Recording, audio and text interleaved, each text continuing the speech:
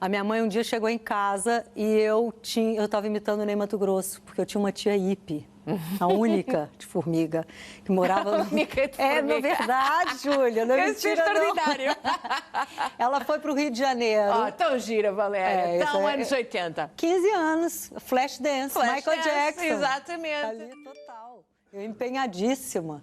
Eu ganhei um concurso de dança com essa idade, então eu ganhei uma bolsa de estudo na companhia de Maurício Tobias. E foi assim tudo, que eu comecei a profissionalizar. Eu, com essa companhia de dança, eu rodei o Brasil inteiro, a viajar, fazer shows de dança contemporânea, ter aula. A minha vida era dança, eu queria ser bailarina. Foi dos 15 aos 34. Porque depois eu cheguei em Portugal com 21. Quer dizer, dos 14... Aos 21 eu vim embora. E aqui, por causa do meu sotaque, eu não podia trabalhar como atriz. Então, eu fui bailarina 14 anos. Mas uma bailarina feliz. É assim, eu estava a viver um sonho, não é? Eu estava a viver um sonho. Mas depois chegou um momento, quando eu estava lá com meus 33, 34, eu já estava com certo pânico, porque...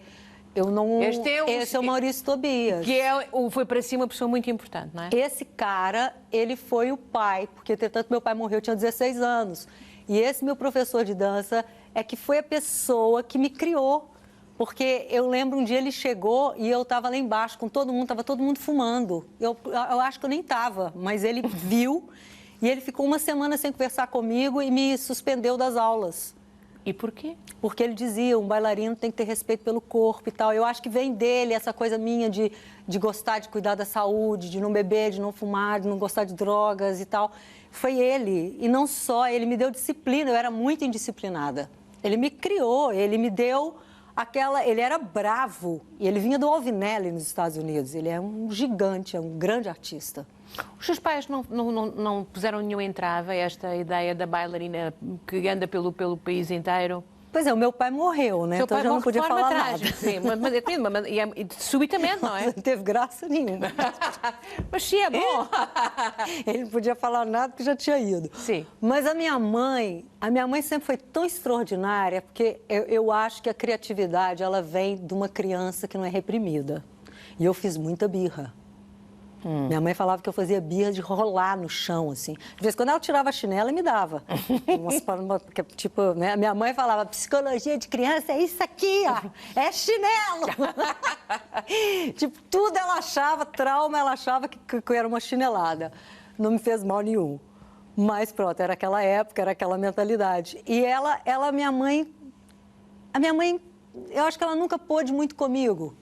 Porque eu tinha sempre um temperamento muito forte, eu sabia muito bem o que eu queria. E eu tive uma sorte, que eu fui estudar num colégio chamado Colégio Santo Agostinho, que eu ganhei uma bolsa de estudos, né?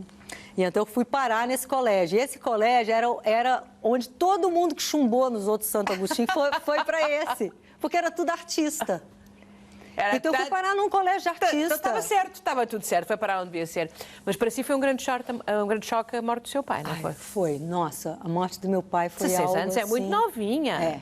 Não, e eu amava o meu pai, né? Tipo assim, o meu pai era um cara muito calado. Ele falava pouco, mas quando ele falava, você ria, você caía no chão de rir.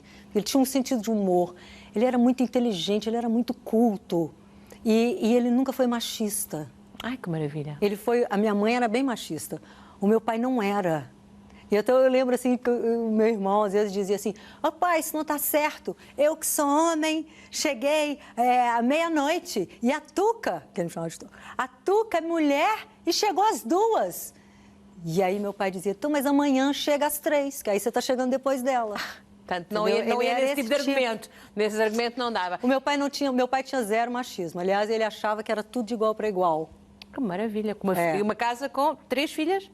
3 filhas, sim. Ainda bem, o senhor tinha que ter realmente e a sua mãe. Bom, Portugal aparece por quê? Então, na época, eu já queria sair do país porque a inflação era 300%, eu vinha de uma família classe média lutando para não descer na escala alimentar, né? E eu tinha mais medo de ir para Rio e São Paulo sozinha do que vir para fora. Por uma questão de que se eu arranjasse um trabalho lavar chão, no Rio de Janeiro e São Paulo eu não ia sobreviver. E eu queria ser artista, eu queria viver da arte. E então o objetivo era ser artista, não tinha outro objetivo. Então, eu encontrei um bailarino que estava tentando entrar nos Estados Unidos e ele não conseguiu. E me apareceu uma coisa para ir dançar no Líbano, imagina. E aí minha mãe falou, não, se você for para o Líbano, pode encomendar o meu caixão que eu vou morrer. Vai para onde você quiser, mas você não vai para o Oriente Médio. E aí eu falei, tá bem, ok. Beirute não era mau, na época não era mau, porque inspirou bastante. Eu falei, bom, tá bem, eu não vou, mas eu tenho que ir para algum lugar, porque eu já tranquei, eu ia mesmo, tinha trancado a matrícula na Faculdade de Educação Física, já tinha saído, eu dava aula de dança, já tinha saído disso tudo, eu ia embora.